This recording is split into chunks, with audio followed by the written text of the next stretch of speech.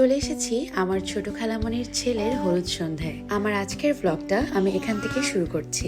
আমার ছোট খালামণির ছেলে, একমাত্র ছেলে, ওর নাম হচ্ছে আনন, আমার থেকে 9 মাসের ছোট।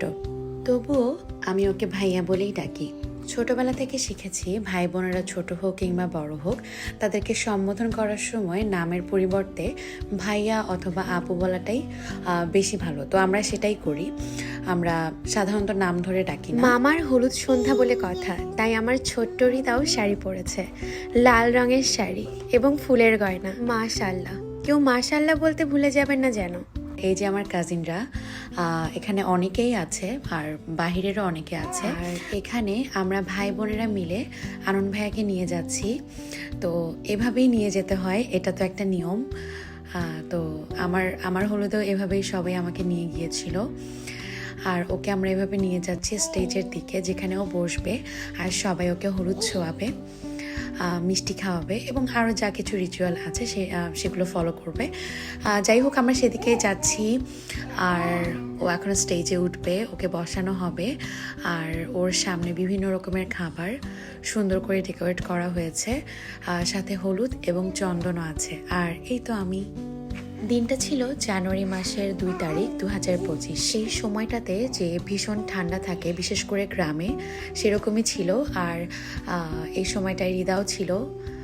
তো রিদার মামার বিয়ে খাচ্ছে।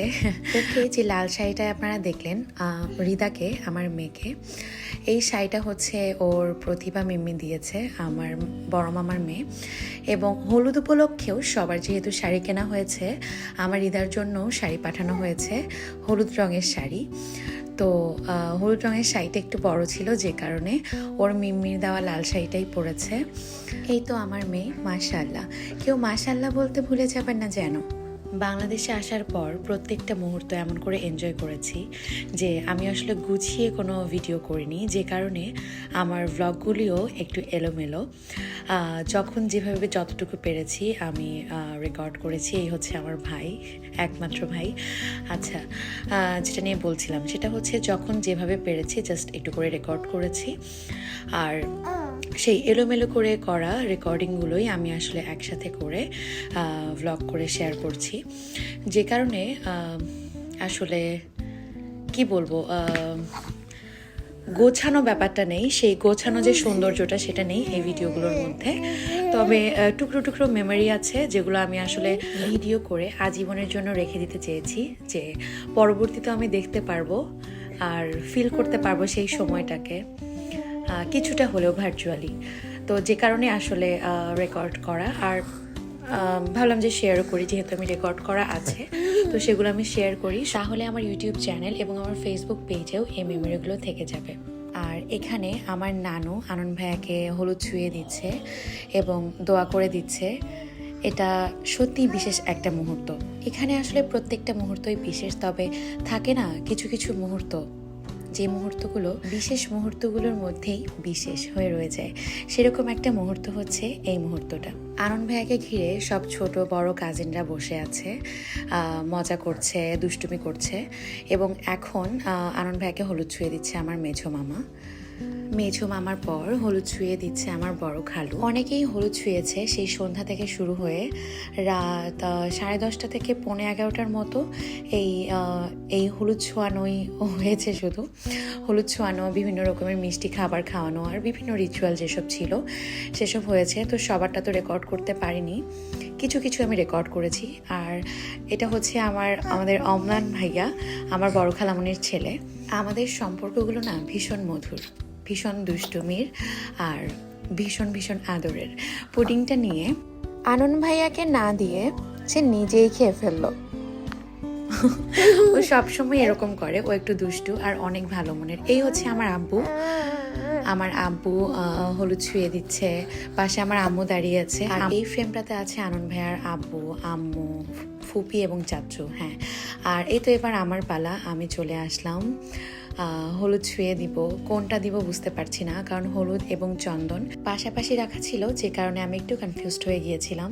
হলুদ ছুঁয়ে দিচ্ছি আর ভাবছি যে আনন্দ ভাইয়ারও বিয়ে হয়ে গেল, সবারই এক এক করে বিয়ে হয়ে যাচ্ছে, সবারই একটা করে নিজস্ব সংসার তৈরি হচ্ছে, একটা জগৎ তৈরি হচ্ছে, ব্যস্ততা বাড়ছে। সবার সাথে সবার যে আন্তরিকতা এবং ভালোবাসার বন্ধন সেটা ঠিকই রয়ে যাচ্ছে, তবে ব্যস্ততার জন্য হয়তো আগের মতো করে সময় কাটানো হচ্ছে না, যোগাযোগ করা হয়ে ওঠে না। তো এটাই জীবন, আর কি আর করা, এভাবেই জীবন এগিয়ে যাবে। হলুদ ছোঁয়াবার পর মিষ্টি কিছু খাইয়ে দিতে হয়। এই নিয়মটা পালন করতে বাকিদের যেমনই লাগুক না কেন, যার হলুদ তার একটু পর পর মিষ্টি খাবার খেতে খেতে অবস্থা একেবারে খারাপ হয়ে যায়, কিন্তু আসলে কিচ্ছু করার থাকে না, সেই বেচারার মিষ্টি মুখ করে মিষ্টি খেয়ে নিতে হয়। আর হলুদ শেষ হবার পর আমরা বাড়ি ফিরে যাচ্ছি। যেহেতু রিদা ছিল, রিদাকে নিয়ে আসলে আমরা রাতে থাকিনি, ওকে নিয়ে আমরা ফিরে এসেছি। তো এই তো দারুণ কাটলো এই সন্ধ্যাটা। এই অনুষ্ঠান হয়তো আরও অনেকক্ষণ ধরে চলবে, তবে রিদাকে নিয়ে এত রাত পর্যন্ত থাকাটা সম্ভব ছিল না, যে কারণে আমরা তাড়াতাড়ি ফিরে আসি। এই তো আমরা পৌঁছে গিয়েছি বাড়িতে। এখন আমরা রেস্ট নিব এবং ইনশাল্লাহ আগামীকাল বিয়ে বাড়িতে যাব এবং আরও অনেক অনেক মজা হবে। আমরা চলে আসার পর আসলে আরও অনেক অনেক মজা হয়। হলুদ ছোঁয়ানোর অনুষ্ঠানটা শেষ হওয়ার পরেই আমরা চলে আসি, আর তারপর শুরু হয় নাচ গানের অনুষ্ঠান। অনেক নাচ হয়, কারণ সবাই নাচানাচি করে, অনেক মজা করে। কারণ হলুদের প্রোগ্রামে যেটা হয় আসলে এটাই তো সব থেকে বেশি মজা। বিয়েতে আর রিসেপশনে সেরকম আসলে কোনো মজা হয় না, যে মজাটা হয় মূলত হলুদের অনুষ্ঠানেই হয়, সেটাই হচ্ছিল। আর এই পুরো অংশটাই আমি মিস করেছি। আমি পরবর্তীতে আসলে এই রেকর্ডিংগুলো কালেক্ট করি, আর তারপর আসলে আমি আমার ভিডিও শেষে এগুলোকে অ্যাড করে দিচ্ছি।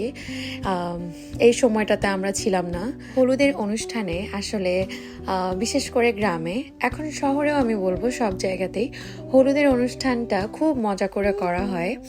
সবাই নাচে, সবাই পার্টিসিপেট করে, কেউ গান করে, মানে যে যার মতো করে মজা করে, কেউ মানে চুপচাপ বসে থাকে না। তো হলুদ মানেই হচ্ছে মজা করার দিন মূলত।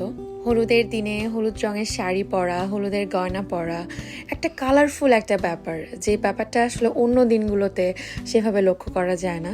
তো আমি আসলে হলুদের এই সবচাইতে মজার পার্টটাতেই ছিলাম না।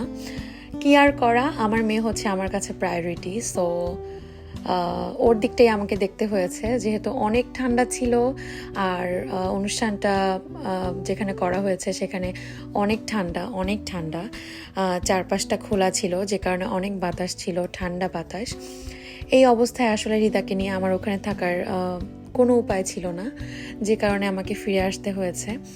পরবর্তীতে আমি আসলে এখন আপনারা যেভাবে দেখছেন সেভাবেই আমি ভার্চুয়ালি দেখেছি, এবং জাস্ট কি করব, কিছু করার ছিল না, মিস করেছি।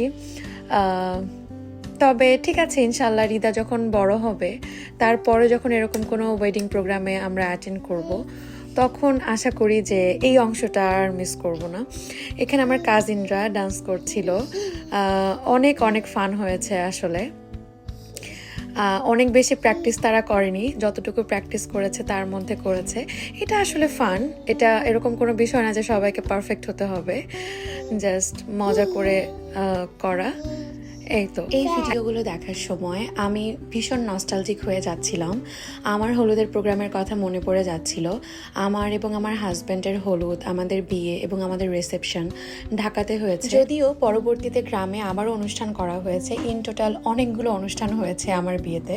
তবে সব থেকে বেশি মজা হয়েছে আমাদের দুজনের হলুদের প্রোগ্রামগুলোতে। হলুদের প্রোগ্রামের কথা বলছিলাম, তো সেটার কথা খুব মনে পড়ছিল। সেখানে আমার কাজিনরা মিলে অনেক মজা হয়েছে, আমার ফ্রেন্ডরাও এসেছিল, তারাও অনেক অনেক মজা করেছে। আমার হলুদের আগের দিন ছিল আমার হাজবেন্ডের হলুদের প্রোগ্রাম, তো ও ওর কাজিনদের সাথে ডান্স করেছিল এবং আগের দুদিন ধরে প্র্যাকটিস করেছে, খুব ফান করেছে ওরা।